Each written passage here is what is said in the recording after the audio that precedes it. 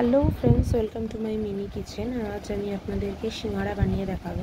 তো ফার্স্টে আমি ময়ন দিয়ে ময়দা মেখে নিয়েছিলাম, আর এখানে ছিল নুন, 5 ফোড়ন, আদা, কাঁচা লঙ্কা বাটা, হলুদ, আর ছিল বাতাসা।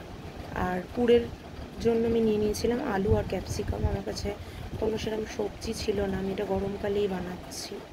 তো যদি কেউ চাইছেন এটার সাথে চিনে বাদামও অ্যাড করতে পারেন। ফার্স্টে কড়াইতে তেলটা ভালো করে গরম করে নিয়ে আমাকে ফোড়নগুলো দিয়ে নিতে হবে। 5 ফোড়ন, আদা, কাঁচা লঙ্কা বাটা আর শুকনো লঙ্কা আমি এখানে ফোড়ন দিয়ে নিয়েছিলাম।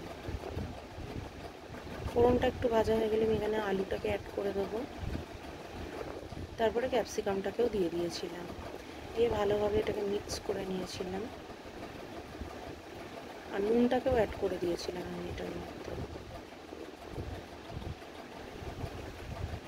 খানিকটা ভাজা ভাজা হয়ে আসলে এখানে আমি হলুদটা দিয়ে দিয়েছিলাম। হলুদটা দিয়েও আবার ভালোভাবে মিশিয়ে নিতে হবে আমাদেরকে।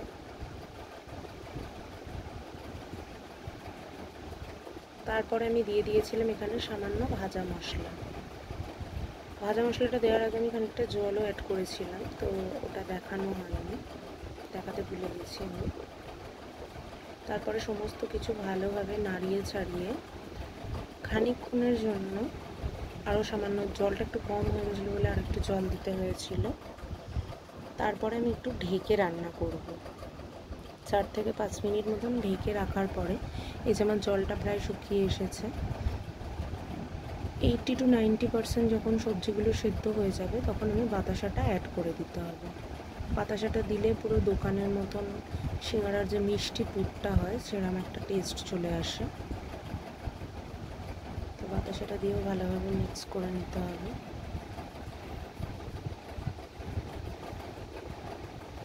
আর আলুগুলো এখানে কিন্তু আমি খোসা সমেত নিয়েছিলাম, ভাঙা আলুর তরকারি যেটাকে বলে। যতক্ষণ পুরটা রেডি হচ্ছে ততক্ষণ সিঙ্গারার খোলটা বানিয়ে নেওয়া যাক। একটা রুটির মতন ছোট আকৃতির লুচির সাইজে বেলে নিয়েছিলাম থালার মধ্যে। তারপরে ওটাকে ছুরি দিয়ে মাঝখান থেকে দুভাগ করে নিয়েছিলাম।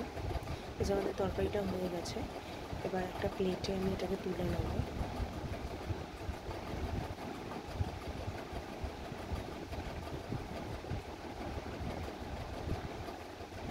এই যে আমি এটাকে অর্ধেকটা করে নিয়েছি, এবার দুটো মুখ জুড়ে দিতে হবে, দিয়ে একটা খোলের মতন হয়ে গেছে। এখানে ওরা পুরটা দিয়ে দিতে হবে, দিয়ে আবারও তীক্ষ্ণ আকৃতি করে মুখটাকে বন্ধ করে দিতে হবে।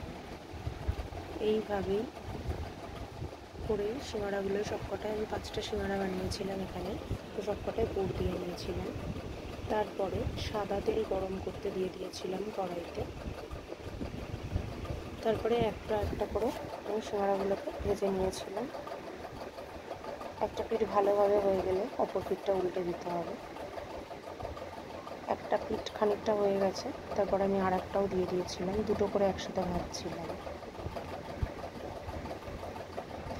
এইভাবে করলে কিন্তু একদম দোকানের মতোই টেস্ট পাবেন, খুবই খাস্তা খেতে হয়। বাড়িতে অতি অবশ্যই ট্রাই করবেন এবং কমেন্টে জানাবেন কেমন লাগলো। এই যে আমার সিঙ্গারাটা এখানে ভাজা হয়ে গেছে। সেম প্রসেসে আমি সবকটাকেই ভেজে নিয়েছিলাম। খেতে খুবই খাস্তা হয়েছিল। সন্ধেবেলার স্ন্যাক্সে দারুণ লাগে, চায়ের সঙ্গেও দারুণ লাগে খেতে এই সিঙ্গারা।